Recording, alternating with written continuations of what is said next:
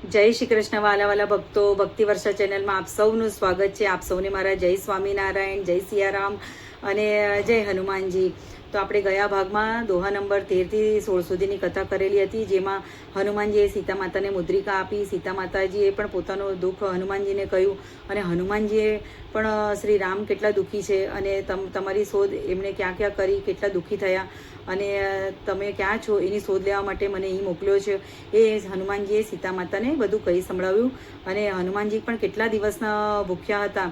તો અશોક વાટિકામાં સુંદર ફળ જોઈને હનુમાનજીને ખૂબ જ ભૂખ લાગી. તો માતાજીનો આજ્ઞા લઈ અને હનુમાનજીએ કહ્યું કે હે માં, હું બહુ દિવસથી ભૂખ્યો છું, તો હું આ બધા ફળ ખાઉં. તો માતાજીએ કહ્યું કે હે હનુમાન, આ બધી અશોક વાટિકાની રક્ષા તો બધા મોટા મોટા ભટ્ટ અહીંયાની ચોકીદારી કરે છે. તો હનુમાનજી કહે કે હે માં, મને એનો ભય નથી, તમે જો આજ્ઞા આપો તો હું અહીંયાના બધા ફળ ખાઉં. તો માતાજી કહે છે ઠીક છે હે હનુમાન, તમે શ્રી રામને હૃદયમાં રાખીને ફળ ખાઓ. તો આ બધી એ ચોપાઈની અને દોહાનો અર્થ હતો, જે મેં તમને સંક્ષિપ્તમાં કહ્યો. હવે એનો જ અર્થ વિસ્તારમાં શ્રી વાલ્મીકી ઋષિ રામાયણમાં શું કહેવા માંગે છે એ બધો અર્થ હું તમને કહું. પણ કથા ચાલુ કરવા પહેલાં વાલા ભક્તો, વિડીયો ગમે તો લાઈક કરજો, શેર કરજો અને કમેન્ટ કરજો, અને કમેન્ટમાં જય શ્રી રામ લખવાનું ભૂલતા નહીં અને ચેનલને સબસ્ક્રાઈબ કરજો. તો આપણે કથાને આગળ વધારીએ. હનુમાનજી કહે છે, મેં મહાસાગરને ઓળંગીને દુરાત્મા રાવણના લંકાપુરીમાં પ્રવેશ કર્યો છે. હું મારા પરાક્રમ પર ભરોસો રાખીને તમારા દર્શન કરવા અહીં આવ્યો છું. હે દેવી, તમે મને જેવો સમજો છો હું એવો નથી. તમે આ વિપરીત શંકા ન કરો અને મારી વાત પર વિશ્વાસ કરો. હવે સીતા માતાના પૂછવાથી હનુમાનજીએ શ્રી રામના શારીરિક ચિહ્નોનું અને ગુણોનું વર્ણન કરવું તથા નર વાનરની મિત્રતાનો પ્રસંગ કહીને સીતા માતાના મનમાં વિશ્વાસ ઉત્પન્ન કરવો. હવે વાનર શ્રેષ્ઠ હનુમાનજીના મુખેથી શ્રી રામજીની ચર્ચા સાંભળીને વિધેય રાજકુમારી સીતા શાંતિપૂર્વક મધુરવાણીમાં બોલ્યા. સીતાજી કહે છે, હે કપિવર, તમારી સાથે શ્રી રામચંદ્રજીનો સંબંધ ક્યાં થયો? તમે લક્ષ્મણને કઈ રીતે જાણો છો? મનુષ્યો અને વાનરોનો આ મેળ કઈ રીતે સંભવ બન્યો? સીતાજી કહે છે, વાનર, શ્રી રામ અને લક્ષ્મણના જે ચિહ્નો છે એમનું ફરીથી વર્ણન કરો, જેથી મારા મનમાં કોઈ પ્રકારનો સંદેહ ન રહે. સીતાજી કહે છે, મને કહો કે ભગવાન શ્રી રામ અને લક્ષ્મણની આકૃતિ કેવી છે, એમનું રૂપ કેવું છે, એમની જાંઘો અને ભુજાઓ કેવી છે? હવે હનુમાનજી કહે છે, કમળ જેવા સુંદર નેત્રોના વિધેય કુમારી, તમે તમારા પતિદેવ શ્રી રામ તથા દિયર લક્ષ્મણના શરીર વિશે જાણવા હોવા છતાં મને જે પૂછી રહ્યા છો એ મારા માટે મોટા ભાગ્યની વાત છે. વિશાળ લોચને શ્રી રામ અને લક્ષ્મણના જે ચિહ્નોને મેં ધરીને જોયા છે તે બધા હું જણાવું છું, તે મારી પાસેથી સાંભળો. હે જનકનંદિની, શ્રી રામચંદ્રજીના નેત્ર ખીલેલા કમળ દળ જેવા વિશાળ અને સુંદર છે. મુખ પૂર્ણિમાના ચંદ્રમા જેવું મનોહર છે. તેઓ જન્મજાત રૂપ અને ઉદારતા વગેરે ગુણોથી સંપન્ન છે. તેઓ તેજમાં સૂર્ય જેવા, ક્ષમામાં પૃથ્વી તુલ્ય, બુદ્ધિમાં બૃહસ્પતિ સમકક્ષ અને યશમાં ઇન્દ્રની તોલે આવે છે. તેઓ સંપૂર્ણ જીવ જગતના તથા સ્વજનોના પણ રક્ષક છે. શત્રુઓને સંતાપ આપનારા શ્રી રામ પોતાના સદાચાર અને ધર્મની રક્ષા કરે છે. હે ભામિની સીતાજી, શ્રી રામચંદ્રજી જગતના ચારે વર્ણોની રક્ષા કરે છે. સંસારમાં ધર્મની મર્યાદાઓને જાળવીને એમનું પાલન કરનાર અને કરાવનાર પણ તેઓ જ છે. સર્વત્ર અત્યંત ભક્તિભાવથી તેમની પૂજા થાય છે. તેઓ કાંતિમાન અને પરમ પ્રકાશ સ્વરૂપ છે. સાધુ પુરુષોનો ઉપકાર માનનારા અને આચરણો દ્વારા સત્કર્મોના પ્રચારનો ઉપાય જાણે છે. તેઓ રાજનીતિમાં સંપૂર્ણ જ્ઞાતા છે. બ્રાહ્મણ ઉપાસક, જ્ઞાની, શીલવાન, વિનમ્ર તથા શત્રુ સંતાપક છે. તેમને યજુર્વેદનું ગહન અધ્યયન કરેલું છે. વેદજ્ઞ વિદ્વાનો તેમનું ઘણું સન્માન કરે છે. તેઓ બીજા 3 વેદ, ધનુર્વેદ અને 6 વેદાંગોના પરિનિષ્ઠિત સંપૂર્ણ વિદ્વાન છે. તેમના ખભા ભરાવદાર, ભુજાઓ લાંબી, કંઠ પ્રદેશ શંખાકાર અને મુખ સુંદર છે. ગળાની હાંસડી માંસથી ઢંકાયેલી છે તથા નેત્રો થોડા રતમૂડા છે. તેઓ લોકોમાં શ્રી રામના નામથી પ્રસિદ્ધ છે. તેમનો સ્વર દુંદુભી સમાન ગંભીર તથા શરીરનો વર્ણ સુંદર અને સ્નિગ્ધ છે. તેઓ મોટા પ્રતાપી છે. તેમના બધા અંગો ભરાવદાર અને સમાન છે. તેઓ શ્યામ વર્ણના છે. એમના 3 અંગ એટલે કે છાતી, કાંડું અને મુઠ્ઠી સુદૃઢ છે. ભ્રુકુટી, ભુજાઓ વગેરે અંગો લાંબા છે. કેશોનો અગ્રભાગ અને ઘૂંટણો સરખા છે, સમપ્રમાણ છે. વક્ષસ્થળ, નાભીના કિનારાનો ભાગ અને પેટ આ 3 ઉપસેલા છે. આંખોના ખૂણા, નખ અને હાથ પગના તળિયા આ 3 લાલ છે. માથાના વાળ સ્નિગ્ધ ચીકણા છે તથા સ્વર, ચાલ અને નાભી આ 3 ગંભીર છે. તેમના ઉદર અને ગળામાં 3 રેખા છે. મસ્તકમાં 3 ભમરા છે. પગના અંગૂઠાની નીચે તથા લલાટમાં 4 રેખાઓ છે. તેમના નેત્ર, મુખની અંદરનો ભાગ, મુખમંડળ, જીભ, હોઠ, તાળવું, સ્તન, નખ, હાથ અને પગ આ 10 અંગો કમળ જેવા છે. છાતી, મસ્તક, લલાટ, ગળું, ભુજાઓ, ખભા, નાભી, ચરણ, પીઠ અને કાન આ 10 અંગો વિશાળ છે. તેઓ શ્રી, યશ અને પ્રતાપ આ 3થી વ્યાપ્ત છે. તેમના માતૃકુળ અને પિતૃકુળ બંને અત્યંત શુદ્ધ છે. પડખાનો ભાગ, ઉદર, વક્ષસ્થળ, નાસિકા, ખભા અને લલાટ આ 6 અંગો ઊંચા છે. કેશ, નખ, રૂંવાટા, ત્વચા, આંગળીઓના વેઢા, બુદ્ધિ અને દ્રષ્ટિ વગેરે 9 સૂક્ષ્મ એટલે પાતળા છે. તથા એ રઘુનાથજી પૂર્વાહ્ન, મધ્યાહ્ન અને અપરાહ્ન આ 3 સમયે ક્રમશ ધર્મ, અર્થ અને કામનું અનુષ્ઠાન કરે છે. શ્રી રામચંદ્રજી સત્ય ધર્મના અનુષ્ઠાનમાં સંલગ્ન, શ્રી સંપન્ન, ન્યાયસંગત, ધનનો સંગ્રહ અને પ્રજા પર અનુગ્રહ કરવામાં તત્પર, દેશકાળના વિભાગને સમજનારા તથા સૌને પ્રિય વચન બોલનારા છે. એમના સાવકાભાઈ સુમિત્રા કુમાર લક્ષ્મણ પણ બહુ તેજસ્વી છે. અનુરાગ, રૂપ અને સદ્ગુણોમાં તેઓ પણ શ્રી રામચંદ્રના જેવા જ છે. તે બંને ભાઈઓમાં ભેદ એટલો જ છે કે લક્ષ્મણના શરીરની કાંતિ સોના જેવી ગૌર છે અને મહાયશસ્વી શ્રી રામચંદ્રજીનો વિગ્રહ શ્યામ સુંદર છે. તે બંને નરશ્રેષ્ઠનો તમારા દર્શન માટે આતુર થઈને આખી પૃથ્વી પર તમારી જ શોધ કરી રહ્યા હતા ત્યારે અમને મળ્યા. તમને જ શોધવા માટે પૃથ્વી પર વિચારતા તે બંને ભાઈઓએ વનરાજ સુગ્રીવને જોયા, જેમને એમના મોટા ભાઈ દ્વારા રાજ્ય પરથી ઉતારી મૂકવામાં આવ્યા હતા. ઋષ્યમુખ પર્વતની તળેટીમાં જે ઘણા વૃક્ષોથી ઘેરાયેલી છે, ભાઈના ભયથી દુઃખી થઈને બેઠેલા પ્રિયદર્શન સુગ્રીવને એ બંને ભાઈ મળ્યા.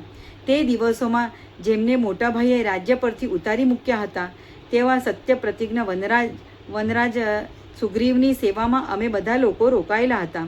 શરીર પરથી વલ્ક વસ્ત્ર તથા હાથમાં ધનુષ્ય ધારણ કરેલા તે બંને ભાઈ જ્યારે ઋષ્યમુખ પર્વત પર રમણીય પ્રદેશમાં આવ્યા, એટલે હનુમાનજી બધી કથા કહે છે કે ઋષ્યમુખ પર્વત પર અમે બધા સુગ્રીવની સેવામાં હતા ત્યારે આ બંને ભાઈઓ આવ્યા. ત્યારે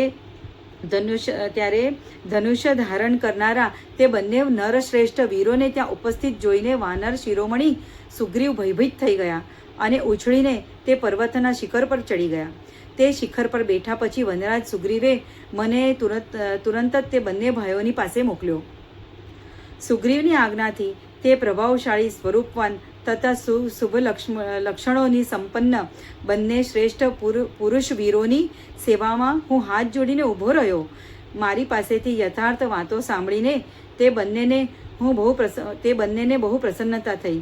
પછી હું મારી પીઠ પર બેસાડીને તે બંને પુરુષોત્તમ બંધુઓને ત્યાં લઈ ગયો જ્યાં વાનરરાજ સુગ્રીવ હતા.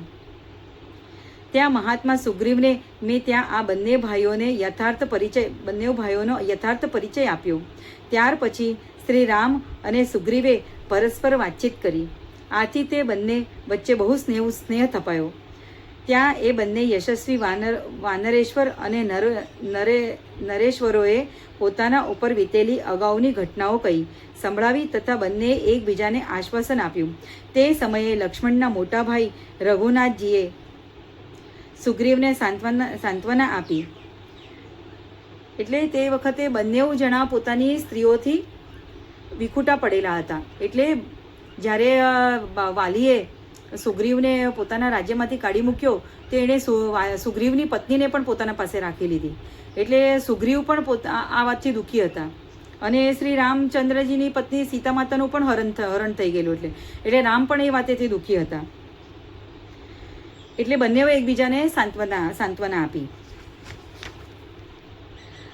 ત્યાર પછી અનાયાસે જ મહાન કર્મ કરનારા ભગવાન શ્રી રામને તમારા વિયોગના કારણે જે શોક થઈ રહ્યો હતો તે બધું લક્ષ્મણે વાનરરાજ સુગ્રીવને કહી સંભળાવ્યું. ત્યાર પછી વાનર યુદ્ધપતિઓએ તમારા શરીર પર શોભતા તે બધા આભૂષણો લાવીને અત્યંત પ્રસન્નતા સાથે શ્રી રામચંદ્રજીને દેખાડ્યા, જે તમે પૃથ્વી પર નાખ્યા હતા. જ્યારે રાક્ષસ તમોને હરીને લઈ જઈ રહ્યો હતો, વાનરોએ આભૂષણો બતાવ્યા, પરંતુ એમને તમારા વિશે કોઈ જાણકારી ન હતી. એટલે મેં એ પહેલાં પણ કથામાં કહ્યું હતું કે જ્યારે રાવણ માતા સીતાનું હરણ કરીને લઈ જઈ રહ્યો હતો, ત્યારે હનુમાનજી ઋષિમુખ પર્વત પર ત્યાં સંધ્યા વંદના કરી રહ્યા હતા. અને માતાજીએ જે એ પોટલી નીચે ફેંકી ત્યારે એ બધા આભૂષણો બધા વિખેરાઈ ગયા હતા. અને પછી હનુમાનજીએ બધા એ આભૂષણો ભેગા કરી અને રાખી મૂક્યા હતા. પણ હનુમાનજી એ વખતે સુગ્રીવની રક્ષા માટે વચનબદ્ધ હતા. એટલે હનુમાનજી એ સમયે સીતા માતાની રક્ષા ન કરી શક્યા, પણ હનુમાનજીએ બધા આભૂષણ રાખેલા હતા. હવે અત્યારના એ જ આભૂષણોની વાત થઈ રહી છે. તમારા દ્વારા નાખી દેવાયેલા એ બધા આભૂષણો રણકાર સાથે જમીન પર પડ્યા અને વિખેરાઈ ગયા હતા. હું જ તે બધાને વીણીને લઈ આવ્યો હતો. તે દિવસે તે ઘરેણા જ્યારે શ્રી રામચંદ્રજીને આપવામાં આવ્યા તે સમયે તેઓ એ બધા આભૂષણોને પોતાના ખોળામાં લઈને અચેત જેવા થઈ ગયા. તે દર્શનીય આભૂષણોને છાતી સરસા ચાપીને દેવતાઓ જેવી આભા ધરાવનારા ભગવાન શ્રી રામે ઘણો વિલાપ કર્યો. એટલે શ્રી રામે માતા જાનકીના એ બધા આભૂષણો જોયા અને એકદમ અચેત જેવા થઈ ગયા અને ખૂબ જ દુઃખી થતા શ્રી રામચંદ્રજીએ બધા આભૂષણોને પોતાના છાતી પાસે રાખી દીધા. અને તે આભૂષણોને શ્રી રામ વારંવાર જોઈને રડતા અને દુઃખથી પીડાતા તડફડતા હતા. તે સમયે દશરથ નંદન શ્રી રામનો શોકાગ્નિ પ્રજ્વલિત થઈ ગયો અને તે દુઃખથી આતુર થઈને તે મહાત્મા રઘુવીર ઘણીવાર સુધી મૂર્છિત અવસ્થામાં પડી રહ્યા. ત્યારે મેં વિવિધ પ્રકારના સાંત્વના ભર્યા વચન કહીને ઘણી મુશ્કેલીથી એમને બેઠા કર્યા. લક્ષ્મણ સહિત રઘુનાથજીએ તે મૂલ્યવાન આભૂષણોને પોતે વારંવાર જોયા અને એકબીજાને દેખાડ્યા. પછી તે બધા સુગ્રીવને આપી દીધા. હે આર્યા, તમારા વિના શ્રી રઘુનાથજીને ઘણું દુઃખ અને સંતાપ થઈ રહ્યો છે. જેમ જ્વાળામુખી પર્વત બળતા અગ્નિની જ્વાળાઓથી હંમેશા તપેલો રહે છે, એમ તેઓ તમારા વિરહાગ્નિમાં બળી રહ્યા છે. તમારા કારણે શ્રી રઘુનાથજીને નિંદ્રા, શોક, ચિંતા આ ત્રણેય સંતાપી રહ્યા છે. હે દેવી, તમારા વિરહનો શોક રઘુનાથજીને એવી રીતે વિચલિત કરી દે છે જેમ ભારે ભૂકંપથી વિશાળ પર્વત ડગી જાય છે. હે રાજકુમારી, તમને ન જોવાના કારણે રમણીય જંગલો, નદીઓ અને ઝરણાઓ પાસેથી વિચરવા છતાં પણ શ્રી રામને સુખ મળતું નથી. હે જનકનંદિની, પુરુષ સિંહ ભગવાન શ્રી રામ રાવણને એના મિત્રો અને બંધુ બાંધવો સહિત હણીને ટૂંકમાં જ તમને મળશે. હવે હનુમાનજી ફરીથી આગળ કહે છે, તે દિવસોમાં શ્રી રામ અને સુગ્રીવ જ્યારે મિત્રભાવે મળ્યા ત્યારે બંને એકબીજાની સહાયતા માટે પ્રતિજ્ઞા કરી. શ્રી રામે વાલીને હણવાનું અને સુગ્રીવે તમારી શોધ કરવાનું વચન આપ્યું. ત્યાર પછી તે બંને વીર રાજકુમારો કિષ્કિંધામાં જઈને વાનરરાજ વાલીને યુદ્ધમાં હણી નાખ્યા.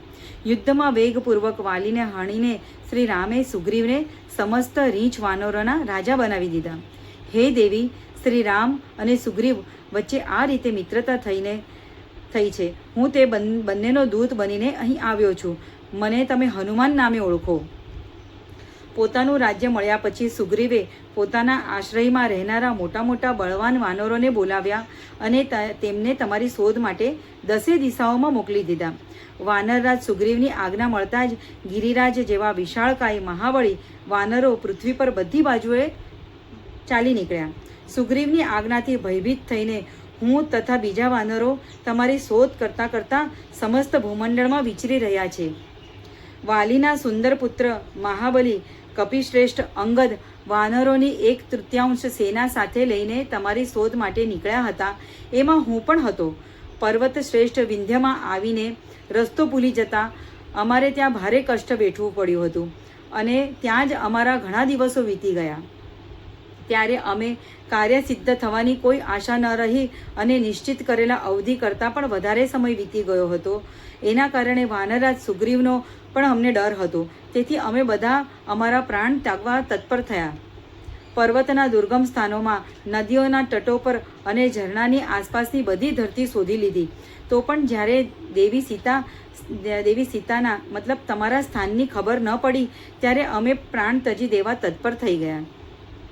ઉપવાસનો નિશ્ચય કર્યો અને અમે સૌ તે પર્વતના શિખર પર બેસી ગયા. તે વખતે બધા વાનર શિરોમણીએ પ્રાણ ત્યાગી દેવા માટે બેઠેલા જોઈ કુમાર અંગદ શોકના સમુદ્રમાં ઘણા ડૂબી ગયા અને વિલાપ કરવા લાગ્યા. હે વિદેહ નંદની, તમારી ભાળ ન મળવી, વાલીનું મૃત્યુ થવું, અમે આમરણાંત ઉપવાસ કરવા અને જટાયુના મૃત્યુની વાત પર વિચાર કરીને કુમાર અંગદને ભારે દુઃખ થયું. સ્વામીની આજ્ઞાનું પાલન કરવામાંથી નિરાશ થઈને અમે મરવા જ ઈચ્છતા હતા. ત્યાં તો દેવવશ અમારું કાર્ય સિદ્ધ કરવા માટે ગીધરાજ જટાયુના મોટા ભાઈ સંપાતિ, જે સ્વયં પણ ગીધોના રાજા છે અને મહાન બળવાન પક્ષી છે, ત્યાં આવી પહોંચ્યા. અમારા મુખેથી પોતાના ભાઈના વધની વાત સાંભળી તેઓ ક્રોધિત થઈ ગયા અને બોલ્યા, વાનર શિરોમણીઓ, જણાવો, મારા નાના ભાઈ જટાયુનો વધ કોણે કર્યો? એ ક્યાં હણાઈ ગયો? આ બધો વૃત્તાંત હું તમારી પાસેથી સાંભળવા માંગુ છું. ત્યારે અંગદે જનસ્થાનમાં તમારી રક્ષા માટે જુજુમી રહેલા જટાયુનો તે ભયાનક રૂપધારી રાક્ષસ દ્વારા જે વધ કરવામાં આવ્યો હતો તે બધો પ્રસંગ અતથી ઈતિ કહી સંભળાવ્યો.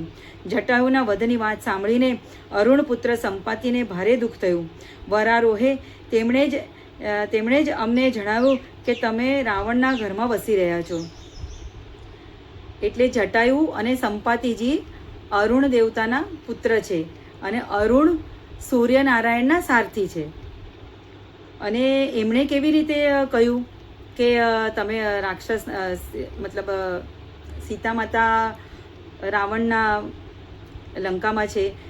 એટલે જટાયુ સંપતિજીએ એ લોકોએ બધી પ્રાર્થના કરી કે હે સંપાતિજી, અમે તો બહુ ઊંચે ઉડવામાં સક્ષમ નથી, તો તમે એ થોડા ઊંચે સુધી ઉડો અને દ્રષ્ટિપાત કરો કે તમને ક્યાંય દેખાય છે કે સીતા માતા. તો સંપાતિજી ઊંચે સુધી ઉડે છે અને દ્રષ્ટિપાત કરતાં એમને દેખાય છે કે સીતા માતા તો રાવણની લંકામાં છે. પછી સંપાતિની એ વાત વાનરો માટે બહુ હર્ષજનક હતી. તે સાંભળીને તેમના જ મોકલવાથી અંગદ વગેરે અમે બધા વાનરો તમારા દર્શનની આશાથી ઉત્સાહિત થઈને વિંધ્ય પર્વતથી ચાલી નીકળીને સમુદ્રના ઉત્તમ તટ પર આવ્યા. આ રીતે અંગદ વગેરે બધા હૃષ્ટપુષ્ટ વાનરો સમુદ્ર કિનારે આવી પહોંચ્યા. તમારા દર્શન માટે ઉત્સુક હોવા છતાં પણ સામે અપાર સમુદ્રને જોઈને બધા વાનરો ફરી ભયાનક ચિંતામાં પડી ગયા. સમુદ્રને જોઈને વાનર સેના કષ્ટમાં પડી ગઈ. આ જોઈને હું તે બધાના તીવ્ર ભયને દૂર કરતો રહીને 100 યોજનના સમુદ્રને ઓળંગીને અહીં આવી ગયો. રાક્ષસોથી ભરેલી લંકામાં મેં રાત્રિના સમયે પ્રવેશ કર્યો છે. અહીં આવીને રાવણને જોયો છે અને શોક સંતપ્ત એવા તમારા પણ દર્શન કર્યા છે. સતી શિરોમણે, સીતાજી, આ બધો વૃત્તાંત મેં યથાર્થ તમને આ રીતે તમોને કહી દીધો. હે દેવી, હું દશરથ નંદન શ્રી રામનો દૂત છું, તેથી તમે મારી સાથે વાત કરો. મેં શ્રી રામચંદ્રજીના કાર્યની સિદ્ધિ માટે જ આ બધો પ્રયત્ન કર્યો છે અને તમારા દર્શન માટે હું અહીં આવ્યો છું. હે દેવી, તમે મને સુગ્રીવનો મંત્રી તથા વાયુદેવનો પુત્ર હનુમાન સમજો. હે દેવી, તમારા પતિદેવ સમસ્ત શસ્ત્રધારીઓમાં શ્રેષ્ઠ કકુસ્થ કુલભૂષણ શ્રી રામચંદ્રજી કુશળ છે તથા મોટા ભાઈની સેવામાં સંલગ્ન રહેનાર શુભ લક્ષ્મણ પણ પ્રસન્ન છે. તેઓ તમારા એ પરાક્રમી પતિદેવનું હિત સાધવામાં જ તત્પર રહે છે. હું સુગ્રીવની આજ્ઞાથી એકલો જ અહીં આવ્યો છું. ઈચ્છા અનુસાર રૂપ ધારણ કરી શકું છું. તમારો પત્તો મેળવવાની ઈચ્છાથી કોઈ પણ સહાયક વિના હું એકલો જ ઘૂમી ફરીને આ દક્ષિણ દિશામાં તમને ખોળી વળ્યો છું. તમારા વિનાશની સંભાવનાથી જેઓ નિરંતર શોકમાં ડૂબેલા રહે છે એ વાનર સૈનિકોને એવું જણાવીને કે તમે મળી ગયા છો, હું એમનો સંતાપ દૂર કરીશ. આ મારા માટે બહુ આનંદની વાત છે. હે દેવી, મારું સમુદ્ર ઓળંગીને અહીં સુધી આવવું વ્યર્થ ન ગયું. સર્વપ્રથમ તમારા દર્શનનો આ યશ મને જ મળશે. આ મારા માટે સૌભાગ્યની વાત છે. મહાપરાક્રમી શ્રી રામચંદ્રજી રાક્ષસરાજ રાવણને તેમના પુત્ર અને બંધુ બાંધવો સહિત હણીને ટૂંકમાં જ તમને આવી મળશે. હે વિદેહ નંદની, પર્વતોમાં માલ્યવન નામથી જાણીતો ઉત્તમ પર્વત છે. ત્યાં કેસરી નામના વાનર નિવાસ કરતા હતા. એક દિવસ તેઓ ત્યાંથી ગોકર્ણ પર્વત પર ગયા. મહાકપિ કેસરી મારા પિતા છે.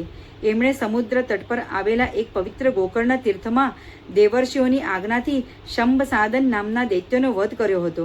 હે મિથિલેશ કુમારી, એ જ કપિરાજ કેસરીની પત્નીના ગર્ભથી વાયુદેવના દ્વારા મારો જન્મ થયો છે. હું સંસારમાં મારા કર્મ દ્વારા હનુમાન નામથી વિખ્યાત છું.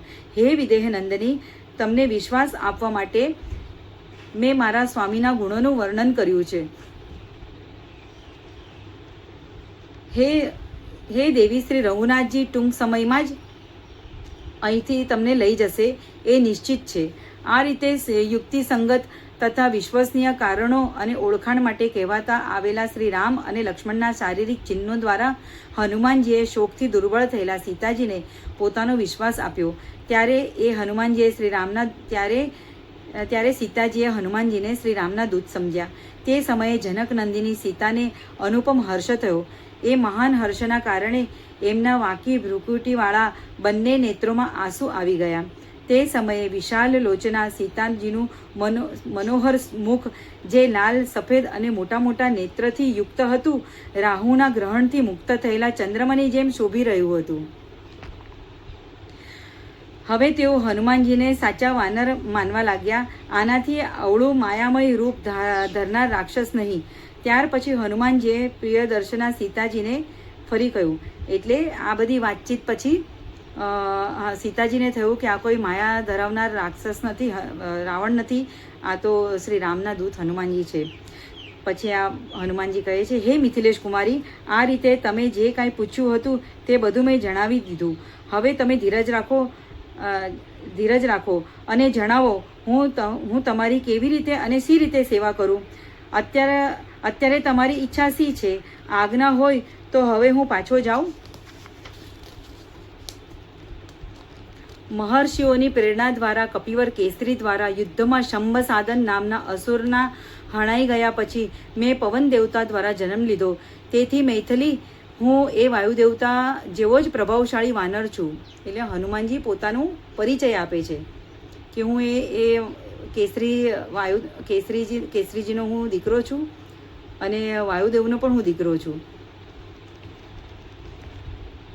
હવે આગળના ભાગમાં આપણે હનુમાનજીએ સીતાજીને મુદ્રિકા આપી.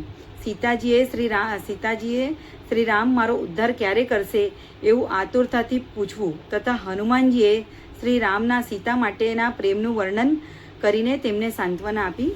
એ આપણે આગળના ભાગમાં કરીશું. તો આપ સૌને મારા જય શ્રી કૃષ્ણ. શરીરથી સ્વસ્થ રહો અને મનથી મસ્ત રહો અને ભક્તિ કરતા રહો અને મારી કથા સાંભળતા રહો. અને કથા ગમે તો કમેન્ટમાં જય શ્રી રામ જરૂર લખજો.